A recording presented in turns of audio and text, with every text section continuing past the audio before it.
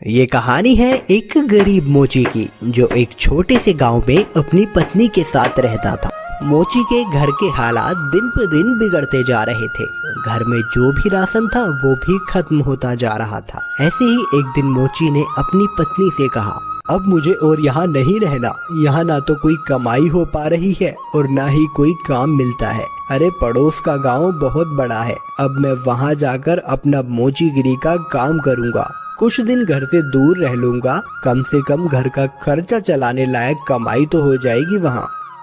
क्यों, वहाँ के लोगों के जूते चप्पल ज्यादा टूटे हैं क्या, जो आपको वहाँ जाकर ही मोचीगिरी करनी है? अरे अपनी जन्मभूमि में रहकर तो सिक्के कमाए नहीं जाते, पराए गांव जाकर कमाएंगे ये पैसे। अगले दिन सुबह सुबह मोची चुपचाप अपने जूते चप्पल ठीक करने का सामान उठाकर दूसरे गांव की ओर निकल पड़ा।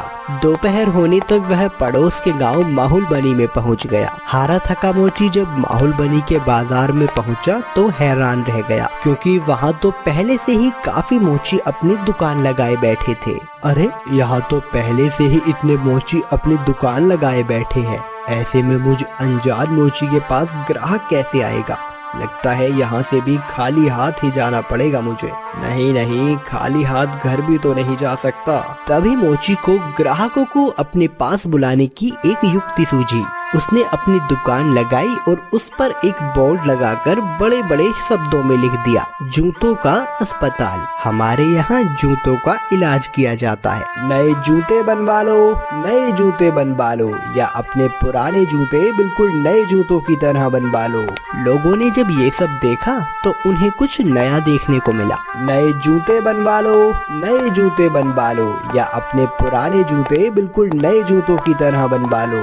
जूतों का अस्पताल?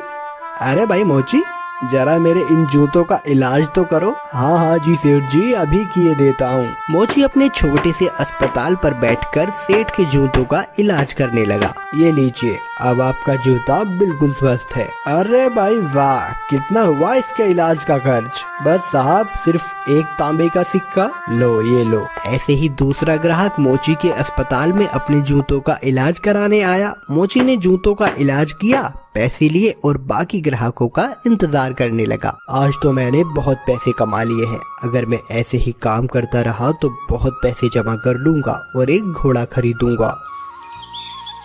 उसने बहुत मेहनत से काम किया और कुछ ही दिनों में 4 सोने के सिक्के जमा कर लिए। उनमें से उसने 2 सोने के सिक्कों के बदले एक व्यापारी से एक घोड़ा खरीदा और घर लौटने का फैसला किया। अगले दिन उसने अपना सारा सामान बांधा और घर के लिए निकल पड़ा।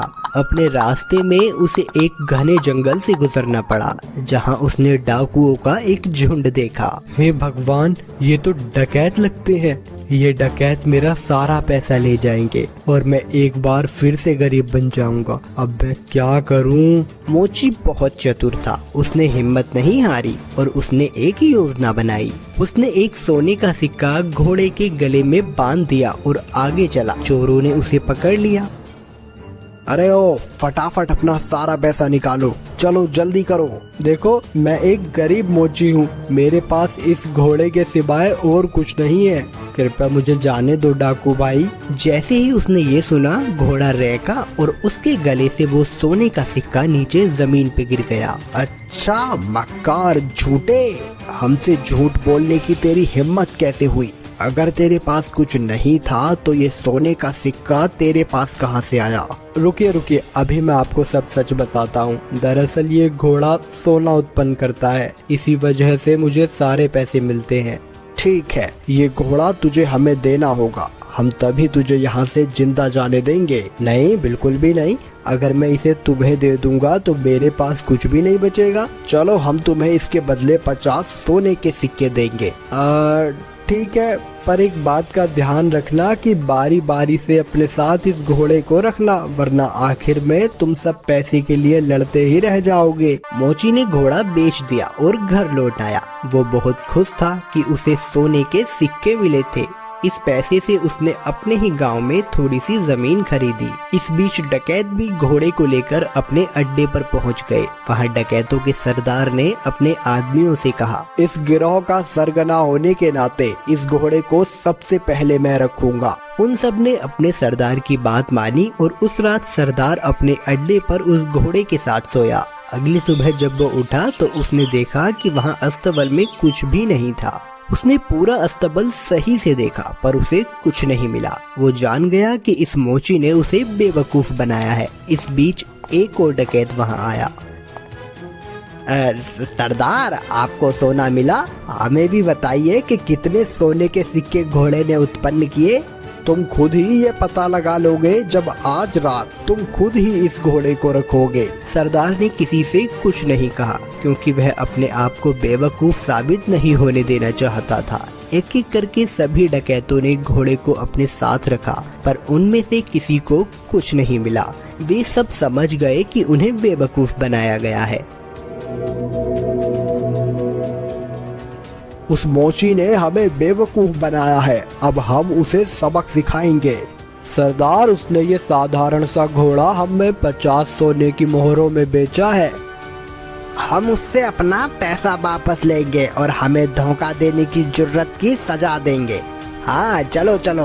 वे सब के सब मोची के घर की तरफ निकल पड़े। मोची अपने खेतों में काम कर रहा था। उसने सभी डकैतों को अपने घर की तरफ आते हुए देख लिया। मोची जल्दी से अपने घर में गया और अपनी पत्नी से बोला, अरे भाग्यवान, मेरी बात ध्यान से सुनो। अभी एक डकैतों का झुंड यहाँ आएगा और जब वो मेरे बारे में पूछे तब तुम उनसे कहना कि मैं खेतों में काम कर रहा हूँ। फिर हमारे कुत्ते जबरा को भेजना मुझे बुलाने के लिए। ये कहकर वो अपने घर के पीछे छुप गया। कुछ देर के बाद चोर वहाँ आ पहुँचे। वो मोची कहाँ है? बुलाओ उसे, हम उससे बात करना चाहते हैं।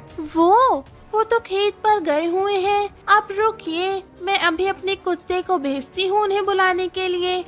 जबरा, तनिक अपने मालिक के पास तो जाना और जाकर उनसे कहना कि कुछ लोग उनको बुलाने आए हैं।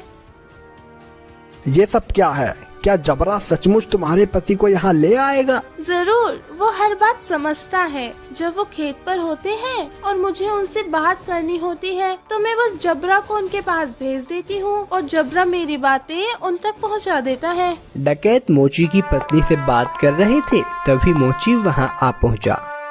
ओह डकैत भाई, आप आए हैं। जबरा ने मुझे बताया कि आप मुझसे कुछ बात करना चाहते हैं। हमें तुम्हारे इस घोड़े से कुछ नहीं मिला। तुमने हमें धोखा दिया, हमसे झूठ बोला।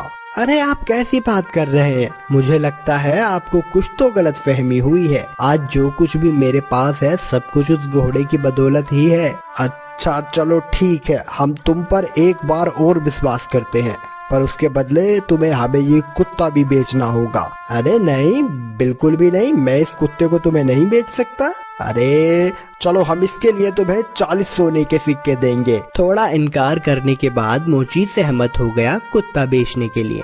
चोरों ने जबरा को लिया और चले गए। जब सभी डकैत अपने अड्डे पर पहुंचे तो सरदार ने ऐलान किया कि वो पहला होगा जो कुत्ते को अपने पास रखेगा। बाकी डकैतों ने उसकी आज्ञा मानी और चले गए। सरदार ने अपने बेटे श्याम को बुलाया। सुनो श्याम, मैं अब काम पर जा रहा हूँ। अगर मेरी जरूरत पड़े तो इस कुत्ते को मुझे बुलाने के लिए भेज देना।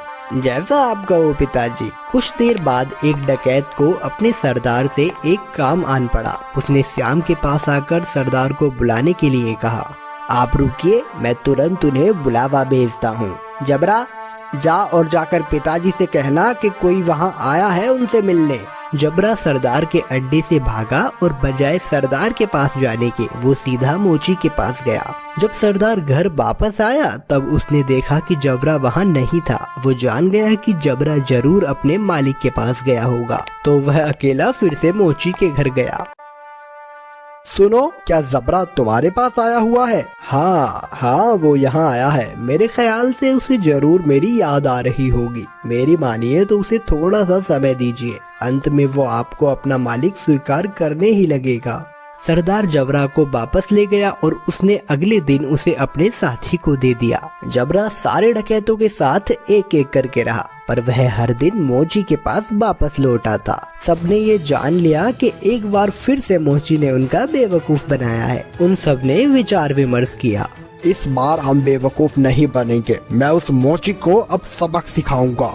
इस बार सारे डकैत मोची के घर पहुँचे। उन्होंने मोची की एक न सुनी और मोची को एक बोरे में डाला और उसे लेकर वहाँ से चल दिए उसे सबक सिखाने के लिए। मोची चुपचाप बोरे में पड़ा रहा। रास्ते में वे सब एक मंदिर के पास से गुजरे, तभी एक डकैत ने कहा, सरदार गर्मी बहुत ज्यादा है, क्यों ना कुछ देर यहीं आराम किया जाए।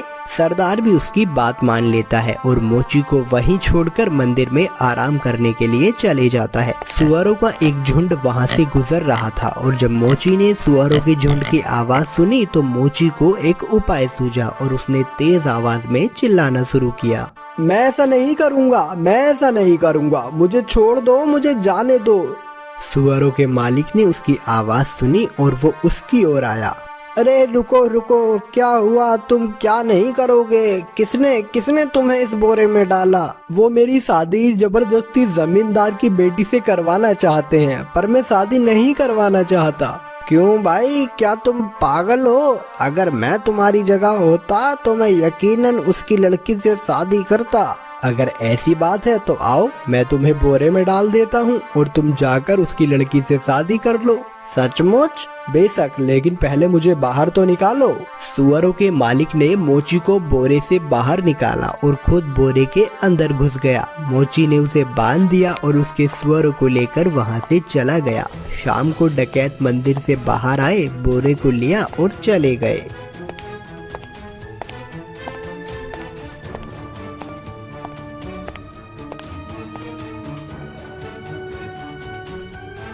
क्यों ना इस मोची को हम यहाँ इस कीचड़ में फेंक दें, ये इसे अच्छा सबक मिल जाएगा। डकैतों ने उसे कीचड़ में फेंक दिया और वहां से चले गए। वापस आते हुए उन्होंने मोची को सड़क पर देखा और वो हैरान रह गए। अरे तुम यहाँ कैसे पहुँचे?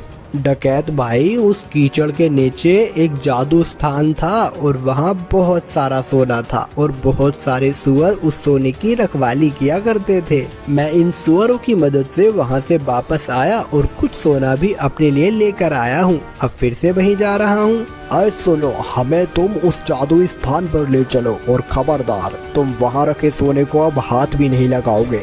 पर मैं, अरे जैसा मैं कहता हूँ वैसा करो।